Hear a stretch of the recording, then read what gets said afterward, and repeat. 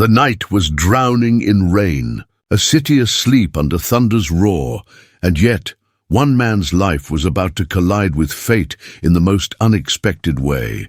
He had everything money could buy, but not a single soul who'd call to ask if he made it home safe. And somewhere across that storm, a mother ran barefoot through the rain, clutching her child, praying he'd survive just one more hour. 2 strangers, 2 broken lives, and one storm that would change everything. Before we dive in, tell us in the comments, where in the world are you watching from? The city never truly slept, but tonight it looked exhausted. Rain poured relentlessly over the skyline, washing the streets in streaks of silver under the faint glow of the street lamps. It was the kind of storm that silenced everything else: traffic, conversation, even thought, inside a sleek black sedan parked near the edge of a hospital parking lot. Lucas Grant sat motionless behind the wheel, his reflection flickering faintly in the rain-blurred glass. The CEO of Grantech Global, one of the city's largest technology corporations, had just left another board meeting, the kind that ended with champagne, hollow congratulations, and a fresh wave of exhaustion disguised as success. He was 36, powerful by every worldly measure, but the silence inside the car pressed on his chest heavier than the rain outside. His tailored suit was immaculate. His watch gleamed under the dim light, yet his eyes looked empty. He should have been heading home to his glass-walled penthouse overlooking the city. But home had become nothing more than another quiet place where no one waited for him. 2 years ago, he'd lost everything that made that penthouse feel alive. His wife had left after years of being invisible in his schedule, birthdays forgotten, dinners missed, conversations postponed for tomorrow. Tomorrow had come too late. Since then, Lucas had drowned himself in work, deals, figures, meetings, all noise to keep him from thinking. But silence always found him again. Like tonight, he rested his forehead against the steering wheel and let out a breath that fogged the window. Outside, lightning flashed across the sky, illuminating the empty parking lot for a brief second. And that's when he saw it, a figure darting through the storm. At first, it looked like a shadow against the downpour. Then his headlights caught her, a young woman barefoot, clutching a small child in her arms. Her clothes were soaked, clinging to her like a second skin, her hair plastered to her face. She stumbled once, nearly falling, but tightened her hold on the child and kept running toward the hospital entrance. Something inside Lucas shifted. The child's arm dangled limply over her shoulder. Even from a distance, he could see the feverish flush on the small boy's face. She stopped suddenly, just meters from the emergency doors, looking around as if searching for help. Then, spotting Lucas's car, she ran toward it, her steps unsteady, her lips trembling from cold and fear. A faint knock echoed against his window. Then another, harder this time. Lucas hesitated. Instinct and caution fought within him, but one look at her face erased any doubt. Her eyes were wide with desperation. He lowered the window, and the storm's roar rushed in. Cold rain slapped his face, drenching the edge of his seat. "Please," the woman gasped, clutching the child closer. "Please help me, my son. He's burning up. He can't breathe properly. My phone died, and no one's stopping.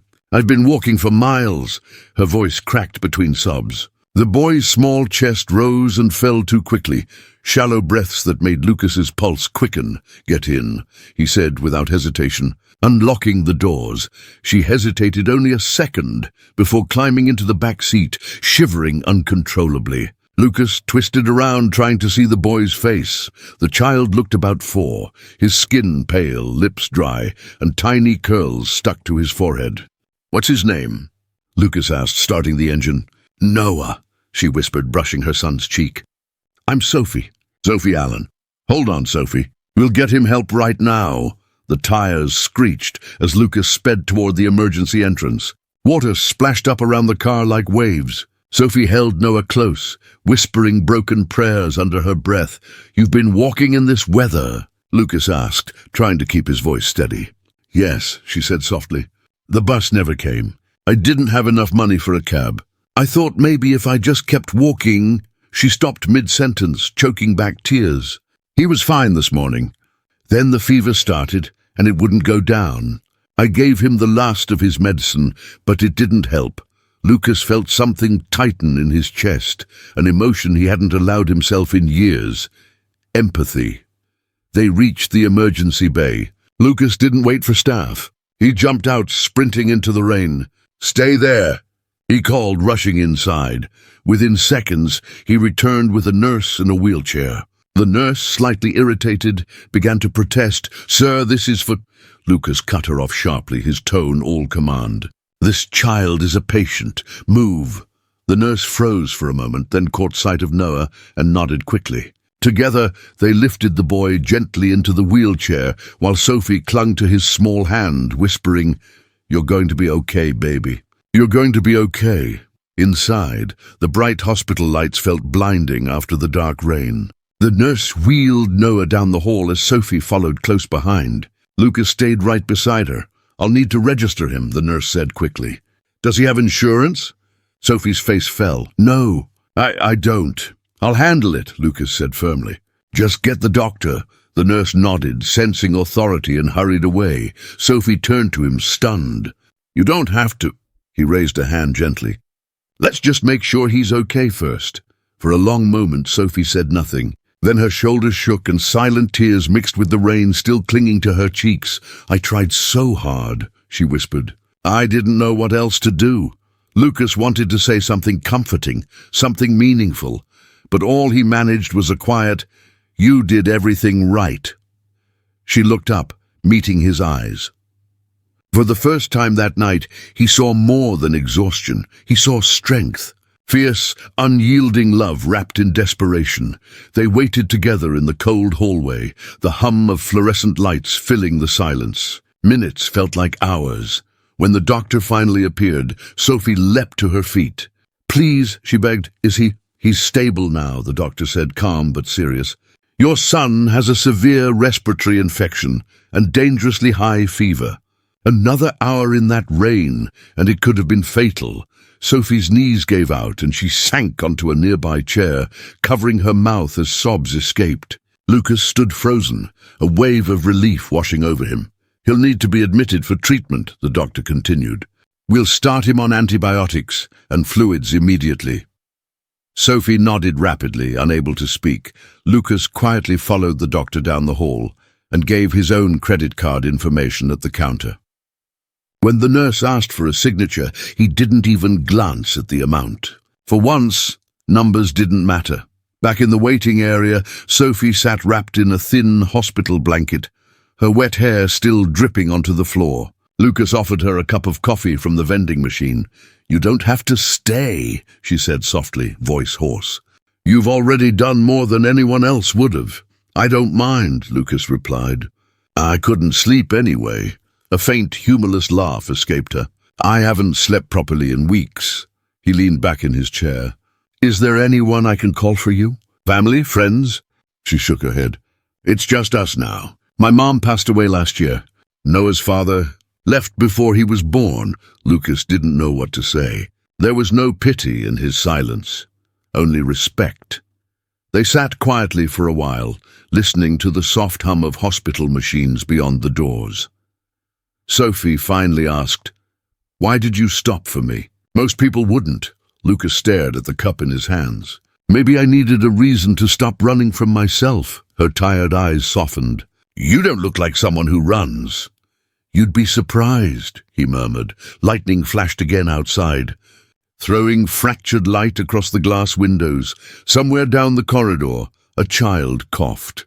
A nurse passed by with hurried steps. The night was still long, but something in Lucas had changed. He didn't feel like a man waiting for morning anymore. He felt present, awake in a way he hadn't been in years. As the storm outside began to ease, Lucas watched Sophie lower her head against the wall, exhaustion overtaking her. Her arms still crossed as if protecting Noah even from afar.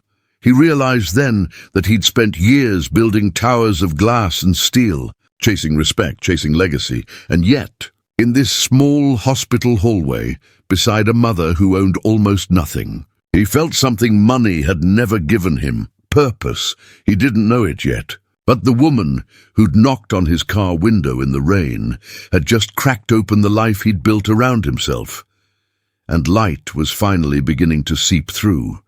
The rain had stopped by dawn, but its scent lingered, that earthy stillness that follows a night of chaos. Inside the quiet hospital ward, machines hummed softly, nurses whispered, and a weak sun tried to filter through the clouded windows. Lucas Grant hadn't left. He sat in the waiting area, still in his soaked suit, hair disheveled, the coffee in his hand, long cold. He'd told himself he'd leave once the child was stable, yet every time he looked toward the pediatric ward doors, something in him refused to move. A part of him he hadn't known existed, wanted to make sure. Hours passed. Nurses changed shifts. The world outside resumed its rhythm. Traffic, morning news, people complaining about the weather. Inside, Lucas sat motionless, listening to the steady rhythm of his own breathing, realizing how foreign this kind of silence felt, a silence filled with meaning rather than emptiness.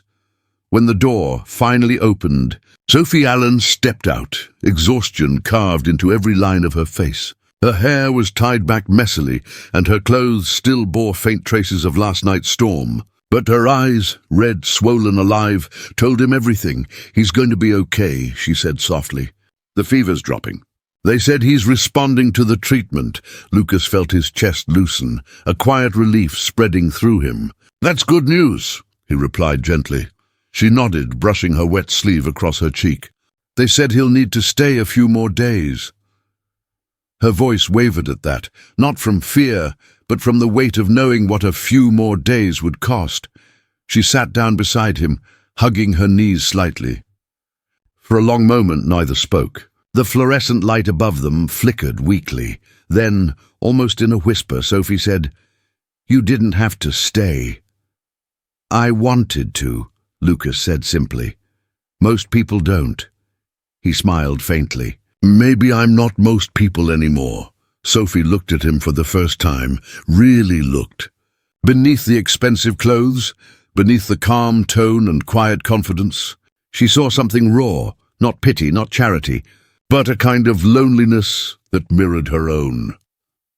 The past behind her eyes, a nurse walked by, reminding Sophie of where she was. She glanced back toward the pediatric room's glass window, where little Noah lay sleeping, small and fragile, beneath white hospital sheets.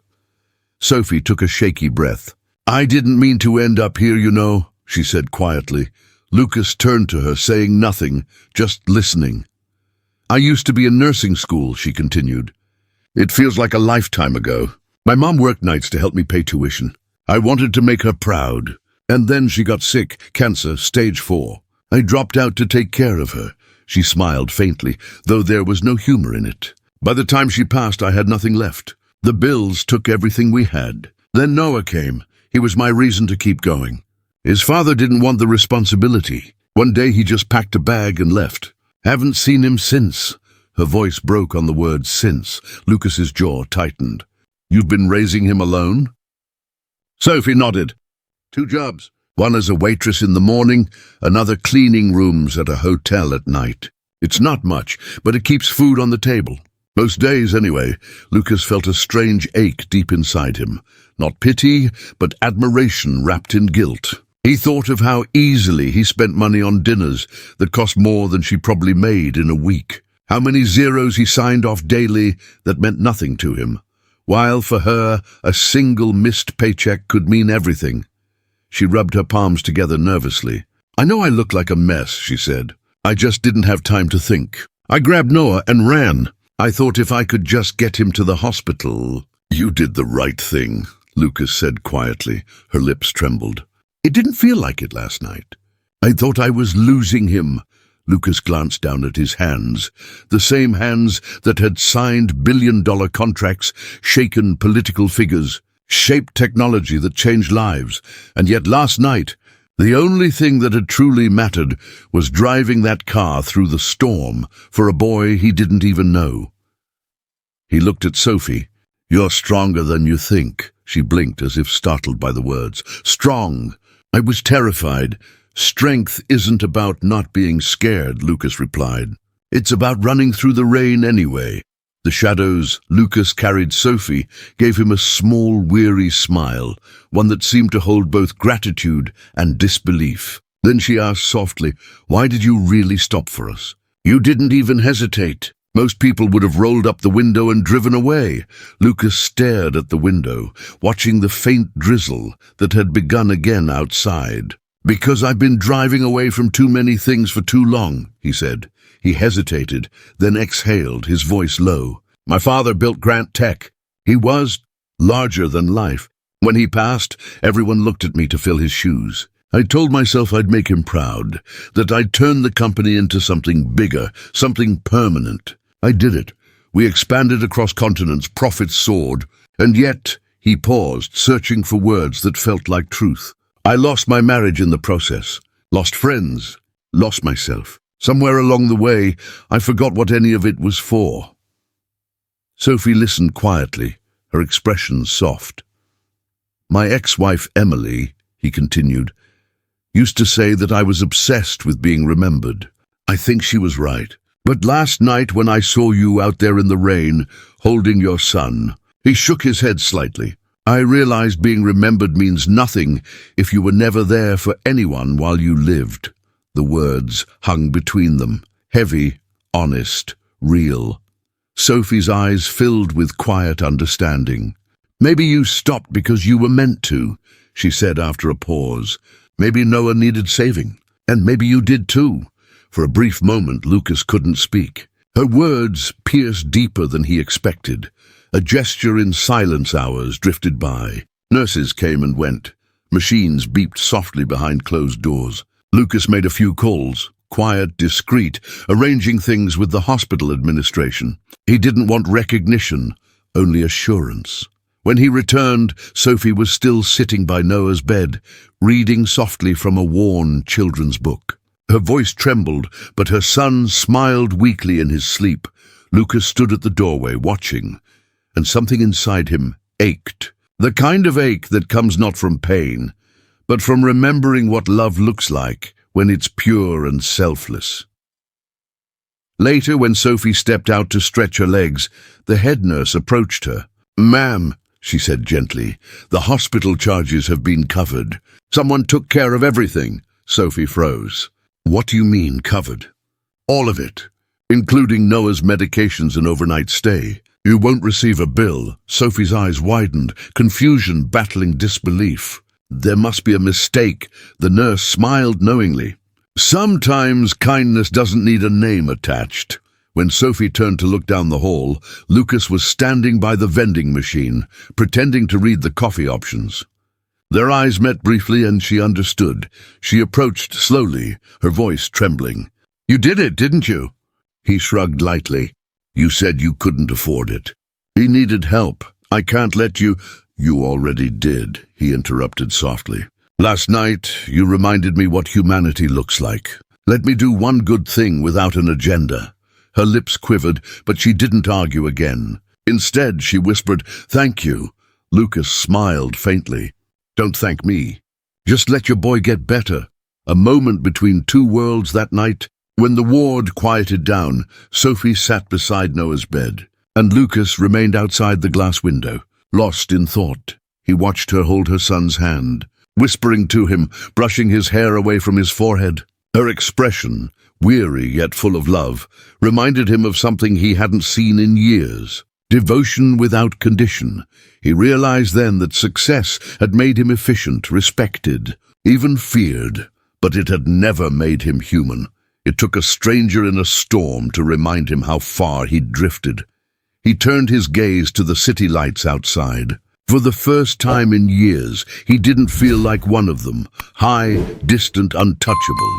He felt grounded, vulnerable, real. As he walked down the hall to leave for the night, he heard Sophie's faint voice behind him, "Lucas." He turned.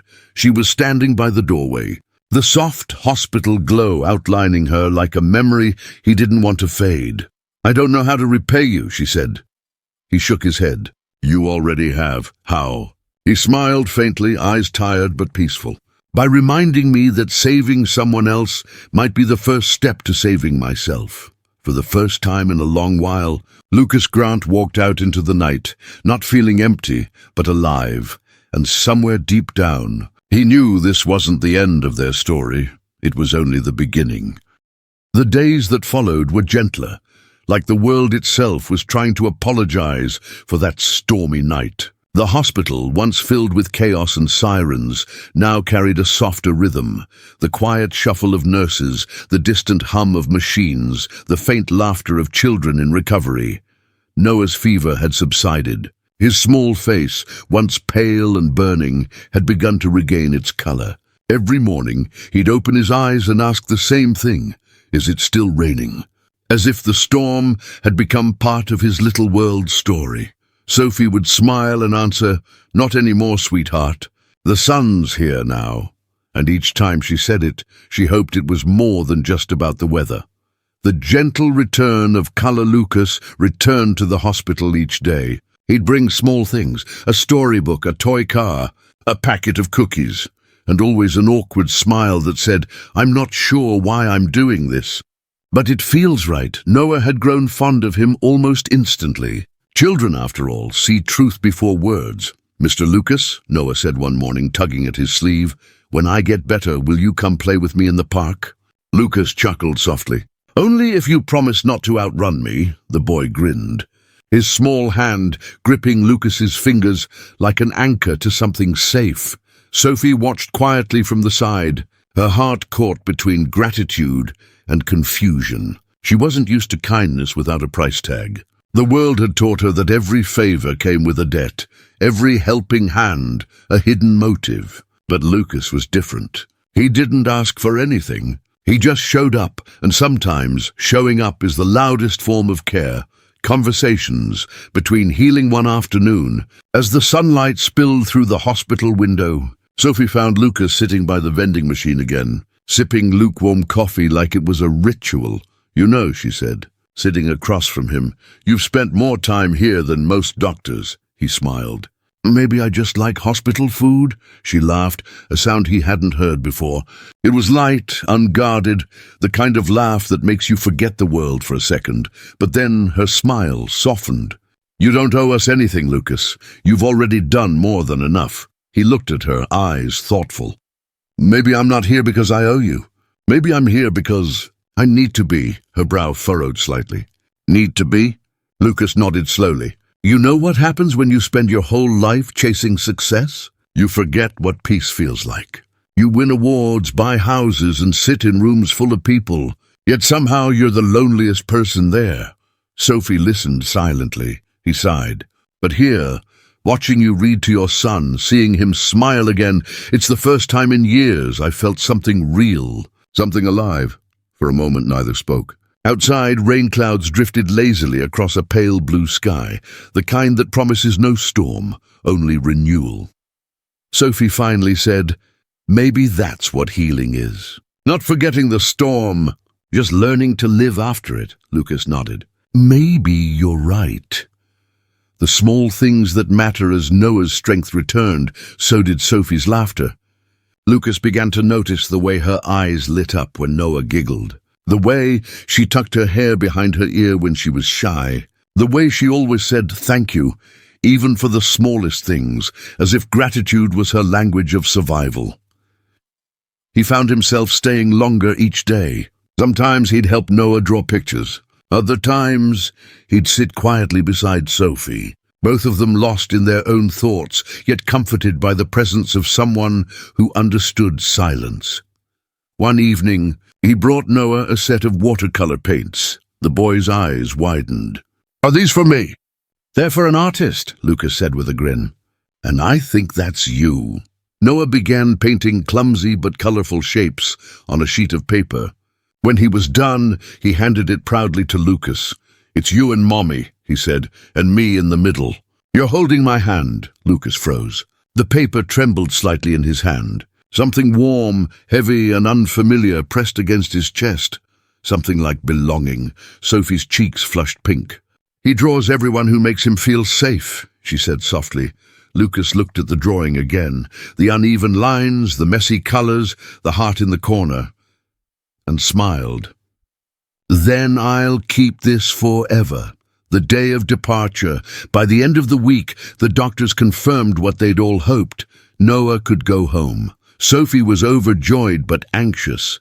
The hospital had become a strange sort of sanctuary, a place where she'd felt seen and safe for the first time in years. Leaving meant returning to her tiny apartment, her double shifts, her unpaid bills, reality.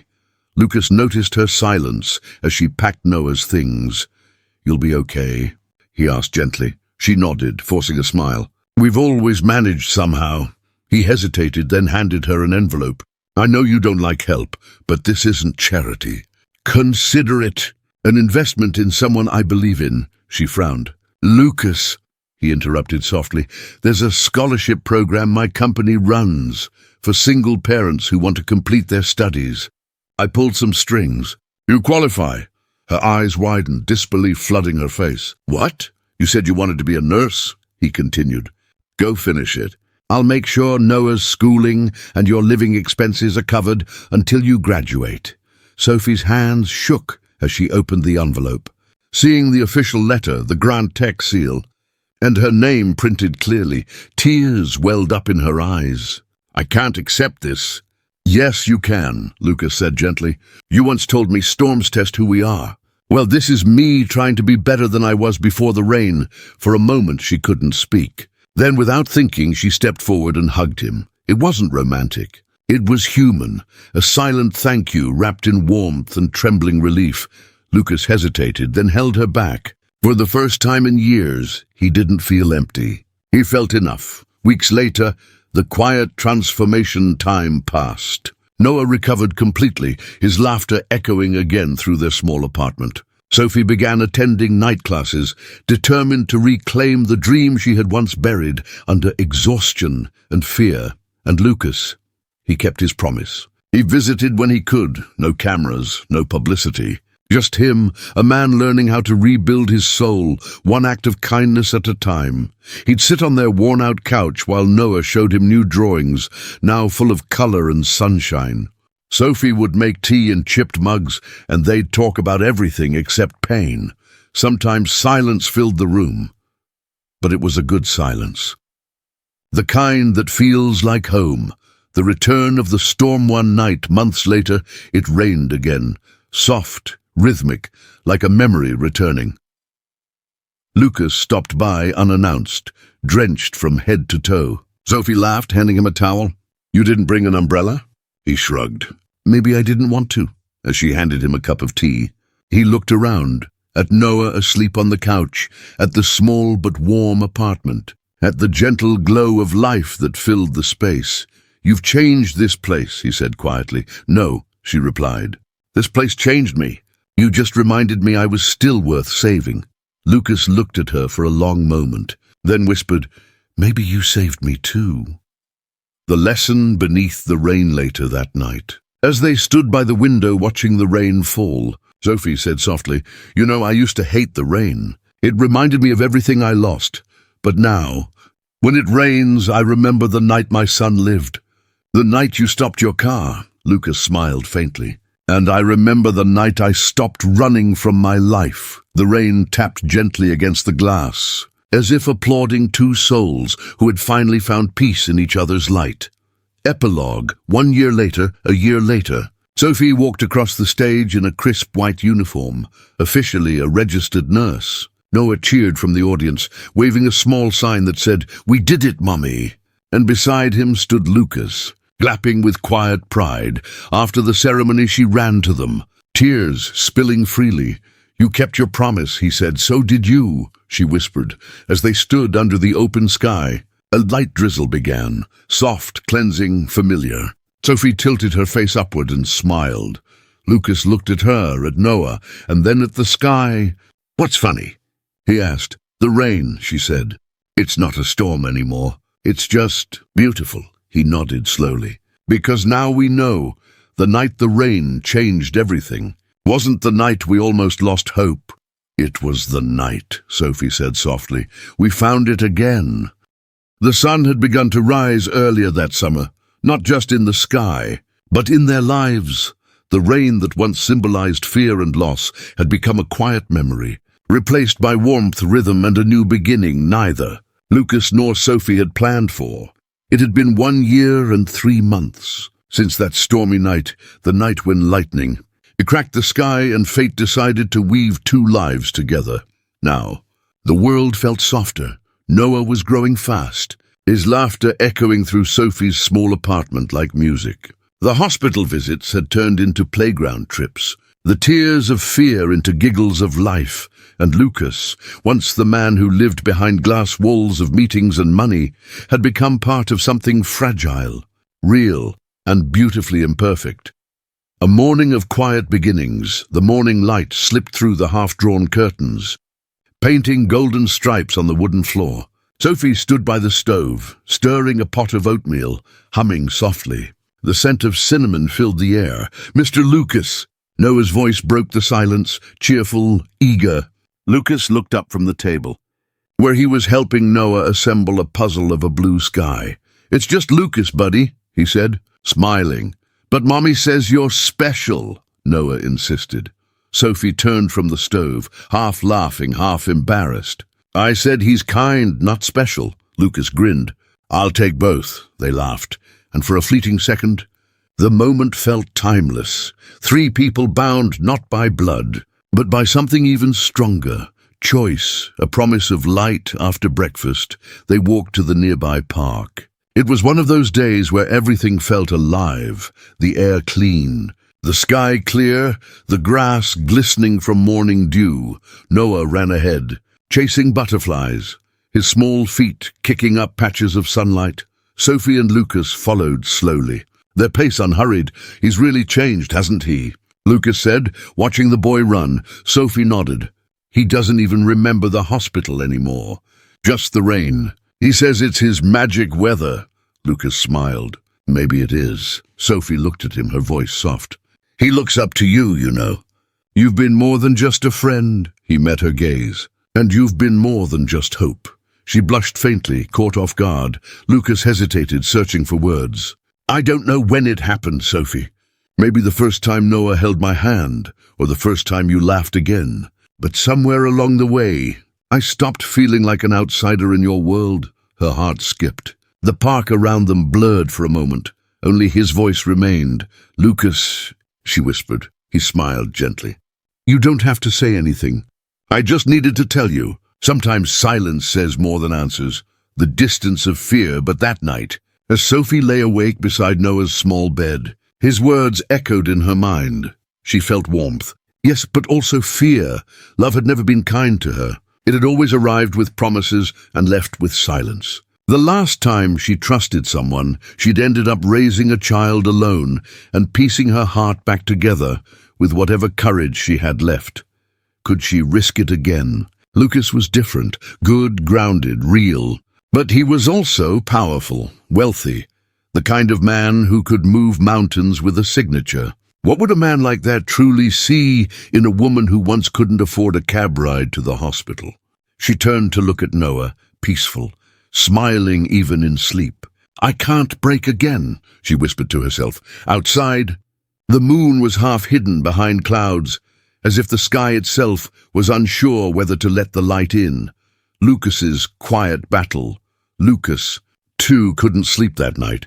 He sat by his window, city lights flickering below him, the hum of silence filling the penthouse like an echo of everything he used to be.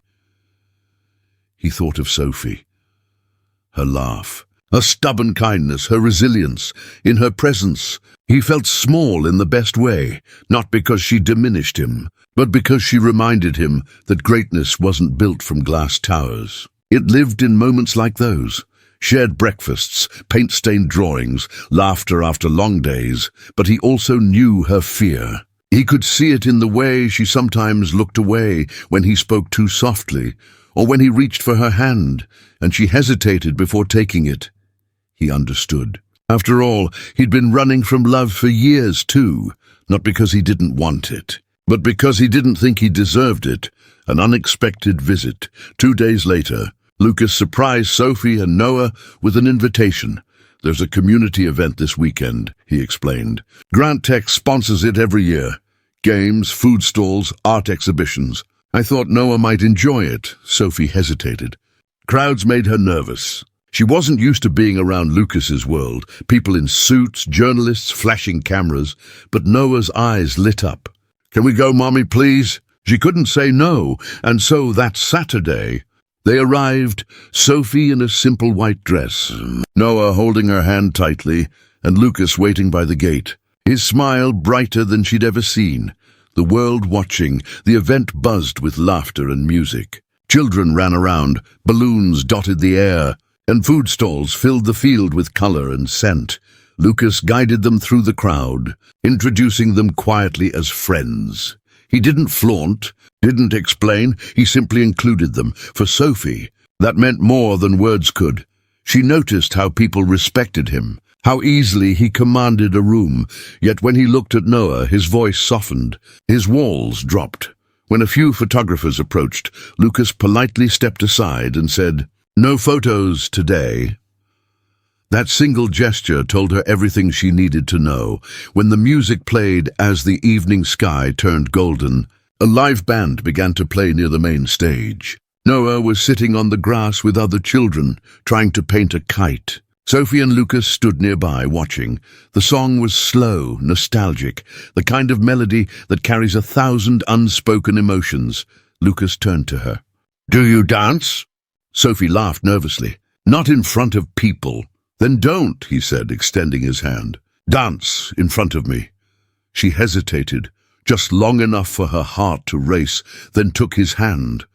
And under the soft glow of string lights, surrounded by strangers, they danced, slowly, silently, gently. No grand gestures, no declarations, just two people swaying to a song only they could hear. For the first time in years, Sophie didn't feel afraid of being seen. For the first time in forever, Lucas didn't feel alone after the music later that night. After the event ended and Noah fell asleep in the car, Sophie and Lucas drove through quiet streets lit by the fading glow of city lights. "I'm not used to this," she said softly. "To what?" "To being treated like I belong." He glanced at her, his voice calm but steady. "You always did. You just forgot." Sophie looked out the window, tears quietly threatening her composure. "You make it sound easy," he smiled faintly. "It's not easy. But sometimes the right person doesn't change your life. They help you remember who you are." She turned to face him. The world outside blurred, the traffic lights, the passing cars, and for a moment all she could see was him. The confession at her doorstep. He stopped the car. The night air was cool, still. "Lucas," she said before he could speak, "you've done so much for us. For Noah, for me, I'm scared." He nodded slowly. "Of what?" "Of losing this. Of trusting again. Of being happy and watching it disappear." Lucas took a step closer, his voice soft but unwavering. "Then let's not make promises we can't keep. Let's just be here. One day at a time." She looked at him, really looked, and saw not the CEO, not the rescuer, but a man trying to rebuild his own broken heart. And for the first time, she didn't pull away. The dawn that followed, in the weeks that followed, something beautiful began to unfold, not rushed, not defined, just real. They spent mornings at the park, evenings cooking together, and nights watching movies with Noah asleep between them.